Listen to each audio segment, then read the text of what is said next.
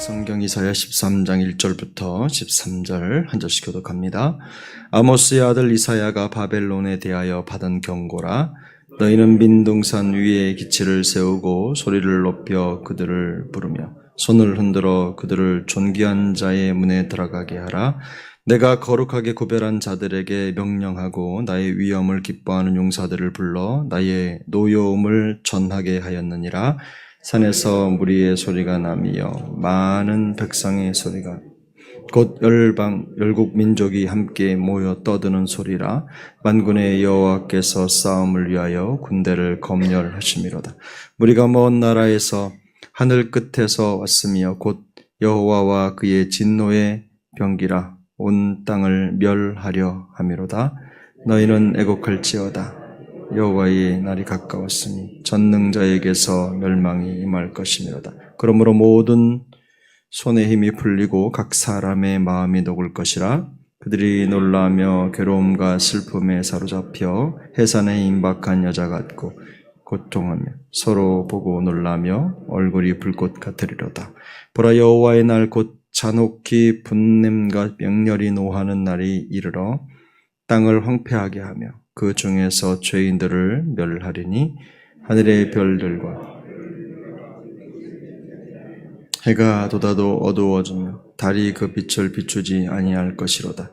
내가 세상의 악과 악인의 죄를 벌하며 교만한 자의 오만을 끊으며 강포한 자의 거만을 낮출 것이며 내가 사람을 순금보다 희소하게 하며 세상을 오빌의 금보다 희귀하게 하리로다. 그러므로 나 만군의 여호와가 분하여 맹렬히 노하는 날에 하늘을 진동시키며 땅을 흔들어 그 자리에서 떠나게 하리니 그들이 쫓긴 노루나 모으는 자 없는 양같이 각기 자기 동족에게로 돌아가며 각기 본향으로 도망할 것이나 만나는 자마다 창에 찔리겠고 잡히는 자마다 칼에 엎드러지겠고 그들의 어린 양들은 그들의 목전에서 베어짐을 당하겠고 그들의 집은 노략을 당하겠고 그들의 아내는 욕을 당하리라. 아멘. 선지서의 특징상 조금 내용이 강하고 또 심판이라든지 하나님의 예언에 대한 부분들이 강력하게 나타나는 부분인데요. 특별히 이사야 13장부터는 열방에 대한 심판의 내용을 다룹니다. 경고죠. 그러니까 이사야 13장부터 23장까지 이제 이스라엘을 둘러싼 열방 국가들에 대한 심판을 경고합니다.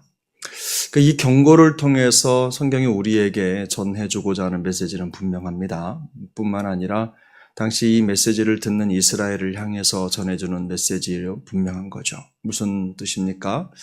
하나님께서 열방, 이스라엘을 둘러싼 열방을 심판하신다고 하는 의미는 이스라엘 백성들이 하나님을 버리고 열방을 의지하려고 하는 것이 얼마나 어리석은 것인지를 가르쳐주는 것입니다.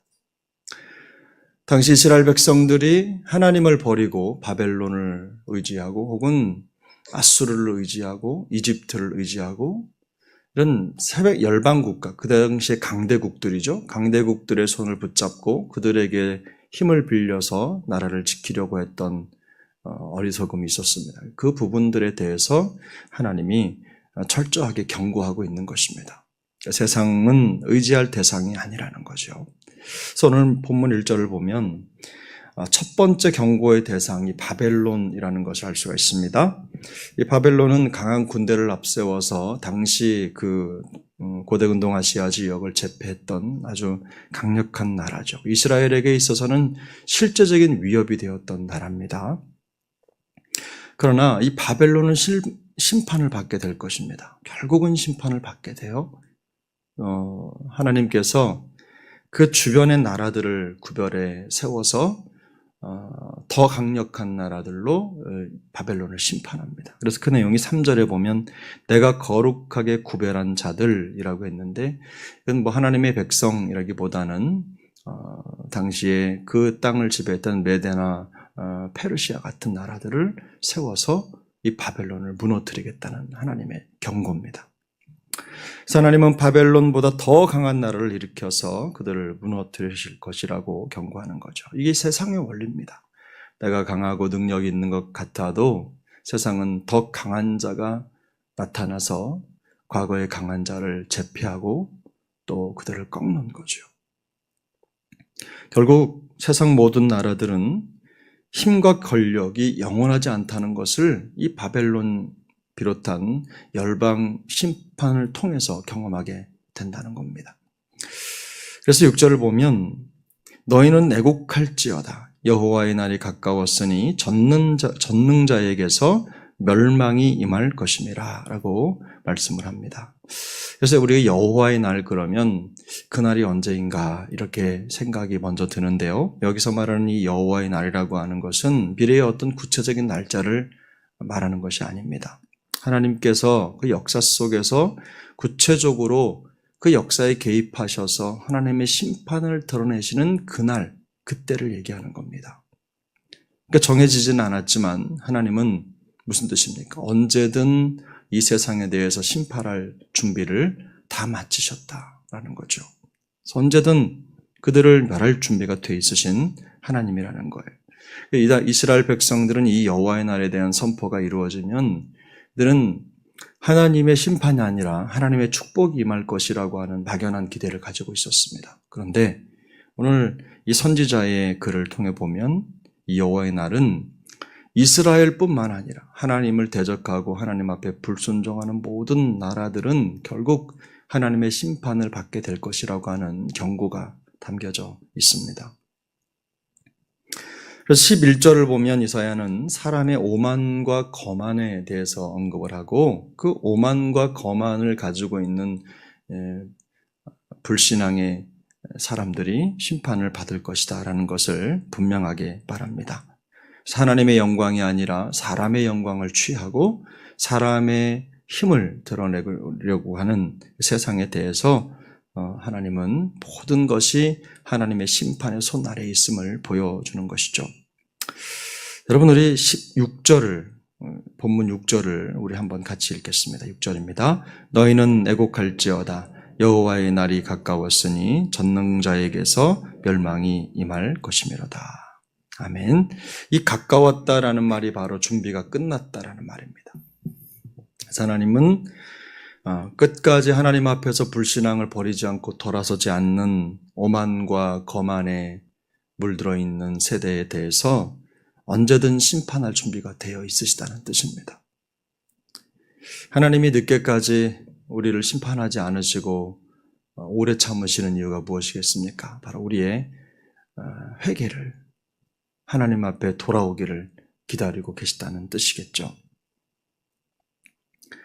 그래서 이사야는 세상을 심판하실 하나님을요, 전능자라고 표현합니다. 혹시 여러분 엘샤다이라고 들어보셨습니까? 근데 여기 이 전능자라는 말이 샤다이라는 말인데 하나님이 이 군대로서 강력한 힘을 가지고 있는 하나님을 표현할 때 이 엘샤다이라고 해요. 근데 영원히 변하지 않는, 또 인간의 능력과는 다르게 쇠하지 않는 하나님의 능력을 표현할 때 이 샤다이라고 하는 말을 씁니다. 그래서 쇠락하지 않는 하나님의 능력이 결국은 하나님이 말씀하신 대로 모든 것을 이루실 것이다 라는 것을 이 샤다이라는 말로, 전능자라는 표현으로 우리에게 말씀하고 있는 것입니다. 하나님의 뜻은 반드시 성취된다는 거죠. 선지자가 이렇게 예언을 하고 말을 하면 사람들은 콧방귀를 뀌었어요. 그런 일이 설마 일어날까? 그런데 이 선지자는 살아계신 하나님께서 세상의 그 힘과는 다른 영원한 능력과 힘으로 당신이 말씀하신 대로 그대로 성취하실 것이다 라는 것을 말씀하고 있는 겁니다. 이처럼 바벨론에 대한 무서운 경고는요, 단지 우리에게 하나님의 심판이 얼마나 두려운지를 알려줘서 우리로 하여금 두려워 떨게 만드는 데 목적이 있는 게 아닙니다. 하나님의 백성들로 하여금 그들이 의지할 대상은 결국은 세상의 힘과 권력이 아니라 오직 전능하신 하나님이라는 것을 알려주고 있는 겁니다. 시편 146편 3절부터 5절까지는 이렇게 말씀합니다. 귀인들을 의지하지 말며 도울 힘이 없는 인생도 의지하지 말지니 그의 호흡이 끊어지면 흙으로 돌아가서 그날에 그의 생각이 소멸하리로다. 야곱의 하나님을 자기의 도움으로 삼으며 여호와 자기 하나님에게 자기의 소망을 두는 자는 복이 있도다. 하나님은 우리에게 분명하게 말씀하세요. 하나님을 자기의 도움으로 삼는 자들에게 영원한 능력으로 함께 하시겠다고 말씀하십니다. 하나님께 소망을 두고 살아가는 자들에게는 하나님을 기다리고 하나님을 만나는 그 날이 복된 날이 되는 거예요. 그러나 하나님 앞에 불신앙을 버리지 않는 하나님의 백성들에게 여호와의 날은 진노의 날이고 심판의 날이 될 것입니다. 우리가 하나님을 전심으로 찾고 의지할 때 하나님은 영원히 쇠하지 않는 능력으로 우리의 도움이 되실 줄로 믿습니다. 우리가 전혀 생각하지 못한 방법으로 우리를 지키시고 우리 인생을 책임져 주실 것입니다. 저는 그런 생각 늘 합니다. 하나님께서 우리에게 하루를 선물해 주실 때 그땐 한 번 더 하나님 앞에 돌아설 기회가 있는 것이고 한 번 더 하나님의 능력을 의지할 기회가 있는 것이다. 과거에 우리가 어떤 모습으로 있었던 상관없이 오늘 주어진 이 기회는 우리에게 새로운 삶을 약속하시는 하나님의 섭니다. 이런 생각을 마음속에 늘 갖습니다. 오늘도 여러분 한때 하나님을 의지하고 믿었던 그런 믿음이 아니라 주일에도 말씀드렸던 것처럼 영원히 성도로 성공하는 우리 모두가 될 수 있길 축복합니다. 오늘 하루의 삶이 우리의 일생의 한 영역으로 믿음의 일생을 채워가는 물 한 방울 혹은 또 더 능력 있는 믿음의 삶을 끌어내는 믿음의 마중물이 되는 하루가 될 수 있기를 예수님의 이름으로 축복합니다. 기도하겠습니다. 은혜로우신 하나님 아버지 감사합니다. 오늘도 우리에게 복된 한 날을 허락하시고 한 번 더 믿음으로 살아갈 수 있는 기회를 허락해 주신 것을 감사합니다. 지난 시간 어떤 모습이었던 어떤 마음이었던 상관없이 오늘 주께 돌아서서 모든 불신앙을 버리고 믿음으로 승리하는 우리 모두가 되게 하여 주옵소서. 영원히 하나님 앞에서 믿음의 성도로 승리하는 우리 모두가 되게 하여 주옵소서. 예수님의 이름으로 기도하옵나이다. 아멘. 하늘에 계신 우리 아버지여, 이름이 거룩히 여김을 받으시오며 나라가 임하시오며 뜻이 하늘에서 이루어진 것 같이 땅에서도 이루어지이다. 오늘 우리에게 일용할 양식을 주시옵고 우리가 우리에게 죄 지은 자를 사하여 준 것 같이 우리 죄를 사하여 주시옵고 우리를 시험에 들게 하지 마시옵고 다만 악에서 구하시옵소서. 나라와 권세와 영광이 아버지께 영원히 있사옵나이다. 아멘.